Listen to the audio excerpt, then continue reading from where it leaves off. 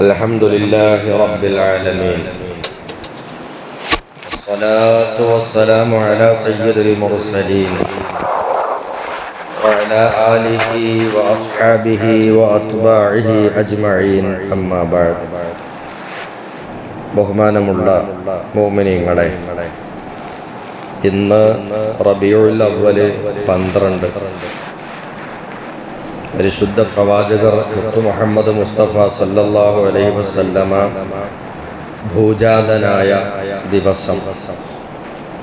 മൻഖൂസ് മൗലിദിൽ നമ്മൾ വായിച്ച് കേൾക്കാറുണ്ട്. വലദത് സ്വബീഹതഹ നബിയ്യ സഖലൈനി സല്ലല്ലാഹു അലൈഹി വസല്ലം എന്ന്. റബീഉൽ അവ്വൽ 12 സുബ്ഹിക്ക് ആമിന ഉമ്മ റളിയല്ലാഹു അൻഹാ മുത്തു നബിയെ പ്രസവിച്ചു. ഇങ്ങനെ കാണാം. നമ്മൾ ഇതുവരെ പറഞ്ഞ ചില വിഷയങ്ങളുണ്ട്. അള്ളാഹുവിൻ്റെ ദൂതരെ സാധാരണ ഒരു ഉപ്പാക്കും ഉമ്മാക്കും ഒരു കുഞ്ഞു ജനിക്കുന്നത് പോലെ ജനിച്ചു. കുറച്ച് കഴിഞ്ഞപ്പോൾ നുബുവത്ത് കൊടുത്തിട്ടങ്ങ് പ്രബോധനത്തിന് അയച്ചു എന്നുള്ളതല്ല. അതേസമയം ആദം അലൈഹിസ്സലാത്തു വസ്സലാമിനെ സൃഷ്ടിച്ചത് മുതൽ, അഥവാ മനുഷ്യന്റെ ആദ്യത്തെ കണ്ണി മുതൽ മുത്തുനബിയുടെ നൂറ് സൃഷ്ടിക്കപ്പെടുകയും അതിലൂടെ അത് അമ്പിയാക്കളുടെ മുതുകിലൂടെ വന്ന് ഒരത്ഭുതകരമായ രൂപത്തിലുള്ള ഒരു ജനനമാണ് നബി സല്ലല്ലാഹു അലൈഹി വസല്ലമ തങ്ങളുടേത് സംഭവിക്കുന്നത്. ആ സംഭവം റിപ്പോർട്ട് ചെയ്തതായിട്ട് കാണാം. وأخرج ابن عساكر وابن سعد عن ابن عباس رضي الله عنهما. ഇബ്നു അബ്ബാസ് എന്നവർ പറഞ്ഞതായി ചരിത്രകാരന്മാർ രേഖപ്പെടുത്തി വച്ചിരിക്കുകയാണ്.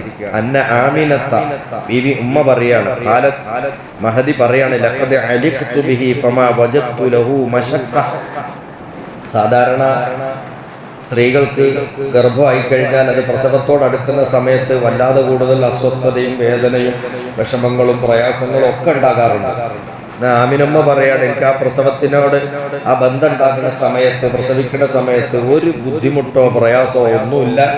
ഫലമ്മാ വദഅതുഹു, ഞാൻ ആ കുഞ്ഞിനെ പ്രസവിച്ചപ്പോൾ, ഫലമ്മാ ഫസല മിന്നി, എന്നിൽ നിന്ന്, ആ ഗർഭപാത്രത്തിൽ നിന്ന് കുഞ്ഞ് പുറത്തേക്ക് വരലോടുകൂടി ഖറജ മഅഹു നൂറുൻ, ഒരു പ്രകാശം പുറത്തേക്ക് വന്നു.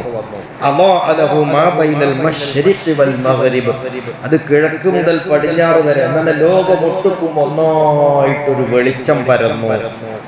എന്നിട്ട് സുമ്മ വഖഅ അലൽ അർദ്, ഈ കുഞ്ഞ്, സാധാരണ കുഞ്ഞുങ്ങൾ അതിനെങ്ങനെ വാരി എടുക്കലാണ്, കൈ ഇങ്ങനെ ചുരുട്ടി പിടിച്ചിട്ടുണ്ടാവും, മലന്ന് കിടന്നിട്ട് കണ്ണൊക്കെ ചിമ്പിയിട്ട് ഇങ്ങനെ വരും.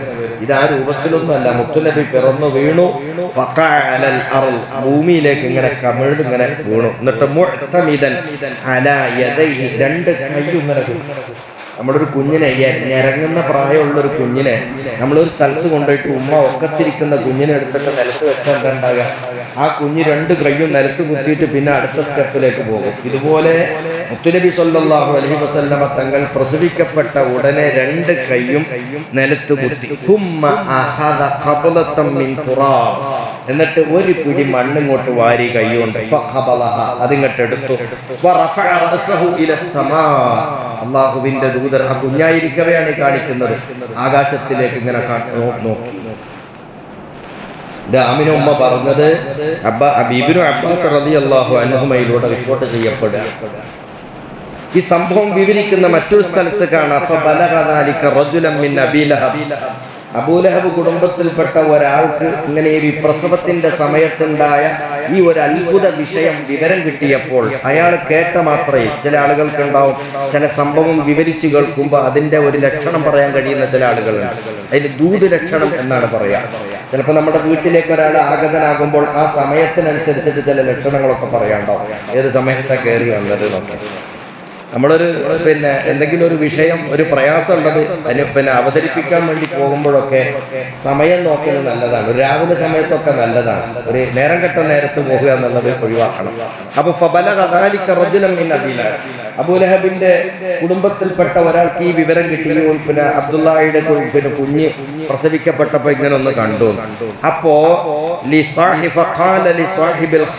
ഈ വിവരം വന്ന് പറഞ്ഞയാളോട്, ആ കുടുംബത്തിലെ ആള് പറയല്ലേ,